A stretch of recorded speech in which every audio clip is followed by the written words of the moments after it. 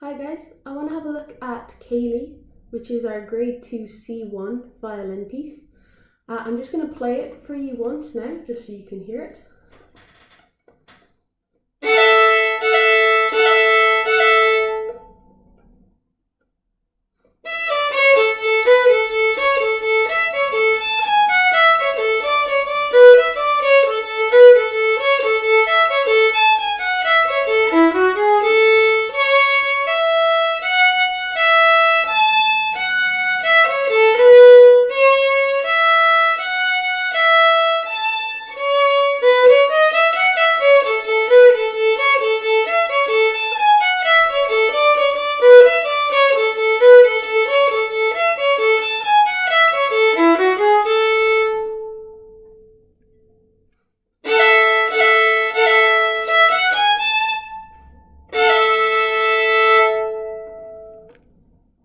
Okay, so quite fast, quite lively, which is great. It's good fun. The first thing is obviously that first bar. It looks a bit weird, looks a bit daunting. If you ignore the small note with the line through it and just look at the two notes, it's just an A and E. So it's what we call a double stop, and it's when we play two strings on purpose. So we've just got. Okay, so it's a good idea to try that out before even adding in the extra note, because all it is if I play it without the A, we've just got F, E, F, E, F, E, F, E. And then all I'm doing is just hitting the A string as well. Okay, the more bow you use and the louder you play it, the easier it is. Because if you have a bit more weight, it's easier to hit the two strings. Otherwise, you'll kind of end up only hitting it sometimes. So it's a good idea, even just before you start, even before you touch it, just using some really big, loud, full bows. Just so you get the feel, because we've spent so long trying to balance our bows so that we only hit one string, and we now have to do the opposite. So just try bowing the two strings at the same time. It takes a little bit of getting used to. And then it's just F, E, F, E, F, E, F, E. So I'm not sure if you've done those sorts of notes in musicianship, but that little F, that tiny little quaver with the line through it, it's a grace note or an accent. So it's not really a full note. It's not, a crotchet beat, a quaver beat. It doesn't get a full value. It's kind of a, 10 different people could play it and they'd all play that note at different length. You could do this. Or you could do it really long. It just depends. I think because it's a Ceilidh, it's like a traditional piece, we'd probably keep it quite fast. It'd be kind of on off, almost like you're plucking the string with your first finger. It's kind of how I like to think about it. Ooh, was that all the weird noises? Okay, so you do that 4 times, and then you have 3 and a bit beats. So you'll have 1, 2, 3, 4 to get your fingers ready. So we're in 12/8. I think we did 6/8 when we did Skyboat Song, which is when you have 6 quavers in a bar. Here we have 12 quavers in a bar. So they're going to be in groups of 3. So there'll be 1, 2, 3, 4, 5, 6, 7, 8, 9, 10, 11, 12. Okay? So it means after we play these, 1, 2, 3, 4, 5, 6, 7, 8, 9, 10. So that quaver before we come in is the very, very start of beat number 4. So when we're counting ourselves in, we will count 4 and then play straight after it. But we have those 3 beats to get our fingers down. 1, high 2, 3, and then 4. So I'm going to count 1, 2, 3, 4, 5, 6, 7, 8, 9, 10. Okay, the other way we can count is 1 and 2 and 3 and 4.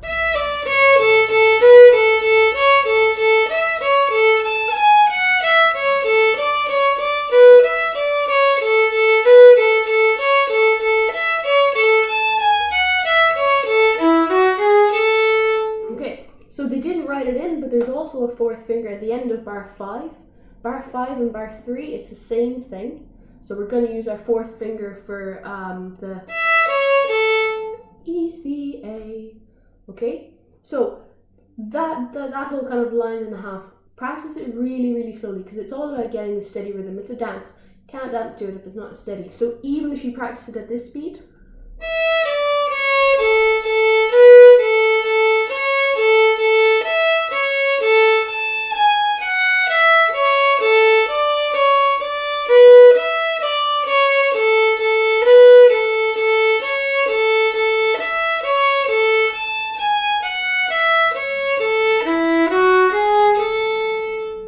okay, that speed is perfect. It's really good. It's quite slow, but it's really steady, and that's what we need. Like, at the end of the day, it doesn't matter how fast you get this. I know it says fast and lively at the top of the page. You won't be able to get it fast and lively unless you can have the rhythm all the same. So even like put on a metronome and set it like, I don't know, like half that speed, so like 40 beats. And just really slowly. We're thinking in threes now. So 1 and a 2 and a 3 and a 4 and a 1 and a 2 and a 3 and a 4 and a.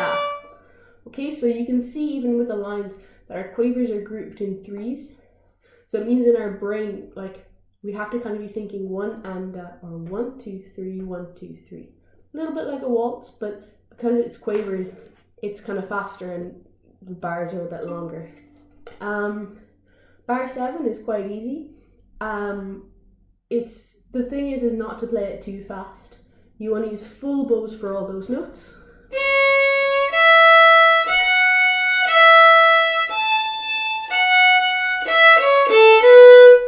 Okay, and because they're dotted crotchets, because they're dotted crotchets, we need to be thinking 1 2 3 1 2 3 1 2 3 1 2 3 1 2 3 1 2 3 1 2 3. Okay, if you're not thinking 1 2 3, then the third beat of bar 8 is where you're going to run into trouble, because there we have those 3 beats. We have 1 2 3. Okay, so just like it gets easier, so your brain has less to do. So just make sure you count along while you're playing. 1 2 3 1 2 3 1 2 3 1 2 3 1 2 3 1 1 2 3 1 2 3 1 2 3 1 2 3 1 2 3 1 2 3.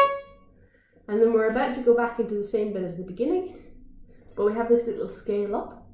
If you look, the third note of that bit is a D sharp, so it's going to be our high third finger. So instead of our finger being on the tape or on the dot beside our second finger, we're just going to squish them up a little bit higher, okay?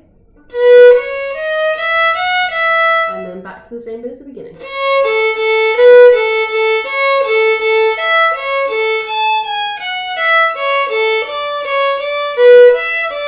Fourth finger again there at the end of bar 12. 4.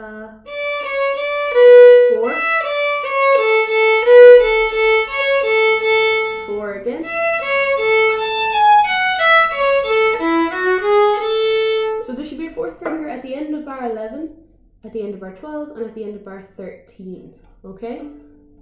So then we get to 14. High third finger. So actually, I can't remember if I said this. In bar 6, at the end of bar 6, we have a high third finger as well. Because if you look at our key signature, we have 3 sharps, which means we're in the scale of A major, which means we're going to have a high third finger on the G string and on the D string. Now we don't play on the G string, but we're going to have it on the D string. So we've got 1 2 high 3, so space between 3 and our 4, and then open A. Okay. Last 2 bars, you can see it's the same as the beginning, but we only have 3 of them.